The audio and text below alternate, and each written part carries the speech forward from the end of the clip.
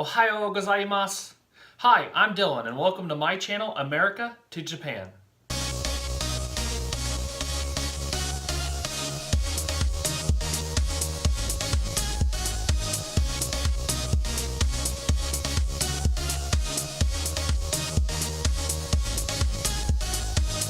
Hi, in today's episode, we're going to be talking all about hiragana. There's a lot of stuff I'm going to go through today, and I basically just want to show you different resources to help you study and learn hiragana. And I'm going to show you some of the things that I do personally when I study hiragana. There's three real main elements to the Japanese writing system. You have hiragana, you have katakana, and then you have kanji. Hiragana is quite simply all of the natural phonetic sounds in the Japanese language. Katakana is all of the foreign sounds in the Japanese language, and kanji, which is insanely complex, and I'm nowhere near close getting into kanji just yet. But kanji is kind of like the person, place, or thing. Typically there's a lot to kanji because the symbols and the kanji mean multiple things, and within kanji you have radicals, and each radical also means a different thing. So I'm not quite there yet, so I may be incorrect in saying that, and I may be totally wrong. But from what I understand of kanji, there's a lot to it, and I know there's a significant amount of time that Japanese school children spend learning kanji. But with that being said, I am focusing on mostly hiragana today. Like I said earlier, hiragana is all of the natural phonetic sounds to the Japanese language. Kind of like in America when we learn our alphabet. We learn the alphabet as A, B, C, D, and so on. And we know that the A makes the A sound. The B makes the B sound, and so on. Same thing with hiragana. For example, this kana means A. This kana means E. This kana means U. This kana means E. And this kana means O. And so on. There's a huge list of different kana and what they mean. And so really the best thing you need to start, and the bare bones essential first thing you need to learn when you're studying Japanese, is the alphabet. So I would definitely push upon you not to overwhelm yourself, not to push yourself learning kanji and vocabulary and grammar. You need to learn the alphabet. And what I'm going to provide for you are resources and tools for you just to do just that. Hey guys, I want to start you off with one of my favorite books that I like to use, and that is called Genki. This is an absolute phenomenal book. Inside here there is just tons of things. We have grammar, vocabulary, and all kinds of good lessons.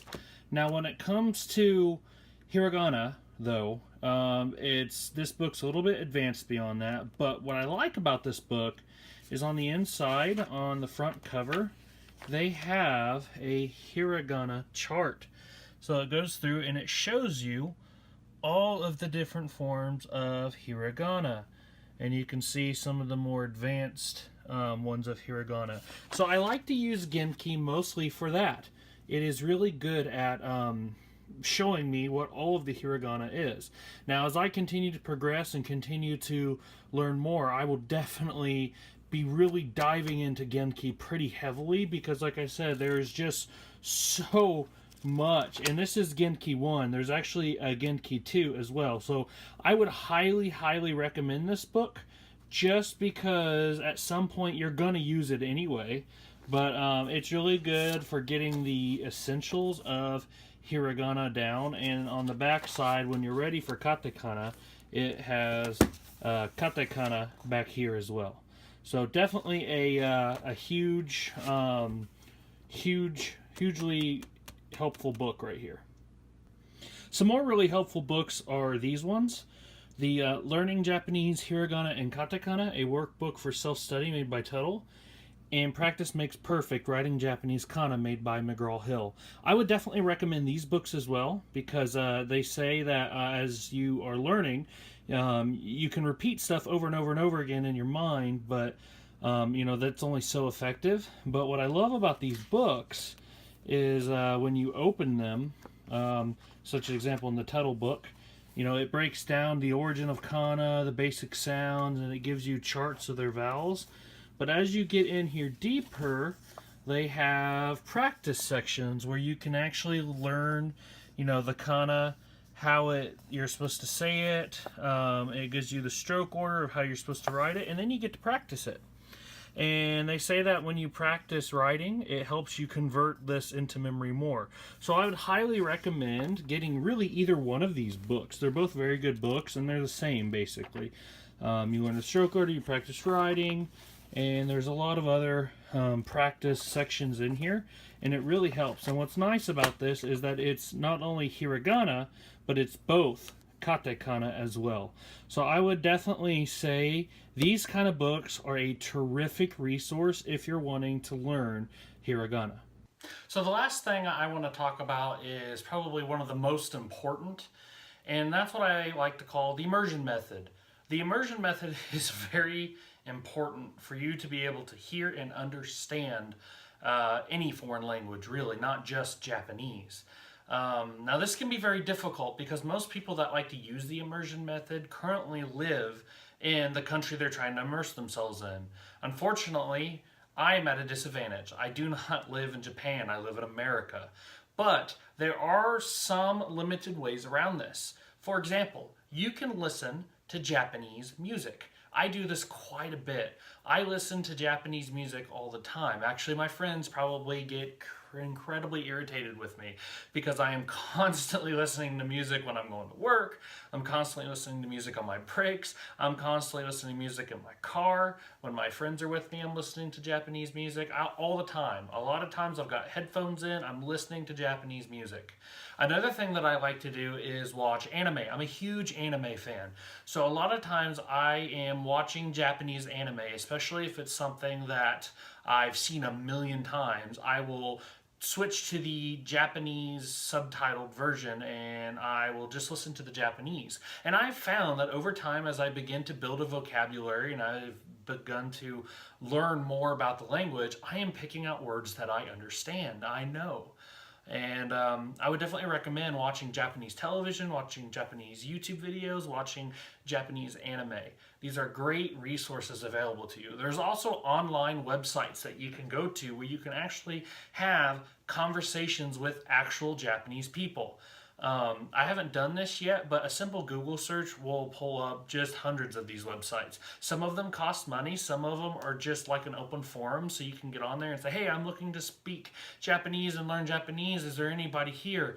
Most of the time, those individuals that are wanting to teach you Japanese are wanting to learn English, so it's kind of like a mutual benefit. Like half the time I'll speak Japanese and the other half of the time you can speak English, and we will work together and learn together. So definitely look into those kind of resources as well, but you need to be doing everything you can to immerse yourself within the language and within the culture that you're trying to learn. I also push the idea that you need to learn to think in the language that you're learning. And when I say that, we often spend too much time trying to translate what we're reading in our own minds, and it slows it down, and it can be really awkward in conversation if you're speaking with someone and they're like, So you need to learn to think within that language. It cuts out the middleman, if you may, and you'll be learning to not translate, but just naturally speak. And so definitely the more you immerse yourself, the more you get into that language and into that culture, you can learn to think like an individual from that culture. There's also one other resource I do want to talk about, and that's Rosetta Stone, probably one of the most popular language learning softwares there are out there. I use Rosetta Stone. I like Rosetta Stone. It uses the immersion method to teach you Japanese. So if you can afford it, it's a little pricey, but if you can afford it, get Rosetta Stone. Now it's going to just kind of throw you in. It's going to show you a picture of something and say like mizu, which is water. And it's going to just show you a bunch of images and say the words and have you repeat them back. But it's teaching you through the immersion method, because when we were babies and before we could read, we learned by being immersed in our own language. We learned by watching, learning, and listening English. And the same thing goes for Japanese. We have to learn at a similar rate. I'm a big fan of throwing myself into a culture and listening and learning just through the experiences around me. I also am a huge fan of the academic aspect as well. So I think combining the academic aspect with the immersion aspect can really assist in learning the Japanese language. I think it's working for me, and I think it will work for you too.